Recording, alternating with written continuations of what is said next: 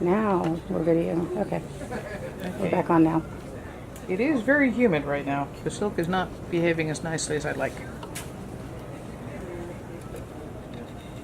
So just in case we missed anything on the first one, you want to explain what you did from the beginning again? Can you say the words that you said before? All of them? Perfectly in order? Same order? Okay, so we started with a stack of 10 cards.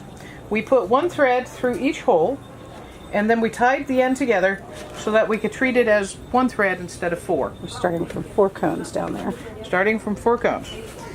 After that, we tied a clove hitch around the front peg, and now we're just going around, and every time we hit the weaving area, we drop a card. When you first start weaving, every time you warp, you're going to repeat this entire story to yourself.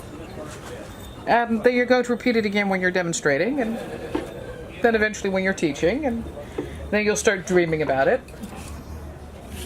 Then the nightmares will start. Tangled yarn? Yes. And this is not only faster, but apparently it also prevents the silk from tangling.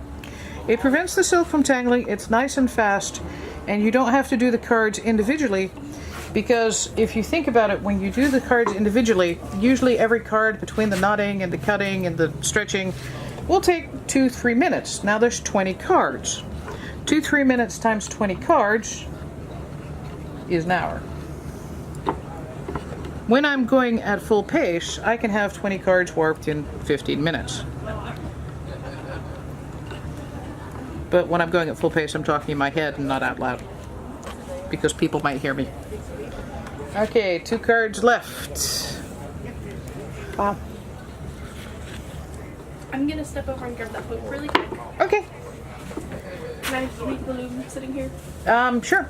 Thank you. And now we drop the last card, and now the important thing to remember is go around one more time. And as we go around, now does anybody know where my scissors are?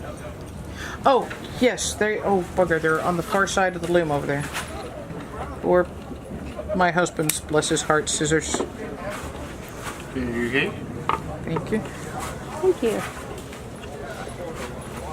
Because now that I've warped all 10 cards, the final step is to come around to the front and tie the front to the back.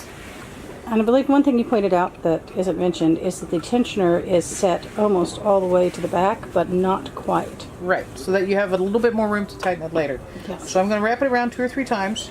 Notice it'll stay put, briefly. Yay, silk. Any string will actually, because it's under a little bit of tension. Okay. And then we tie again the end. Those scissors are haunted. Sorry. Tie the ends together, and now wrap it around the pole again for a moment, and we have to unpick the front. This is where you have to unpick without dropping it. And then you do a surgeon's knot, which is like a square knot, except instead of going around once, you go around twice.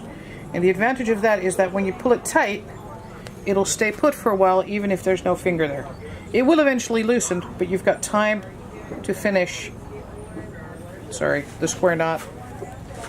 And then you just tie a couple of square knots, because paranoia is healthy.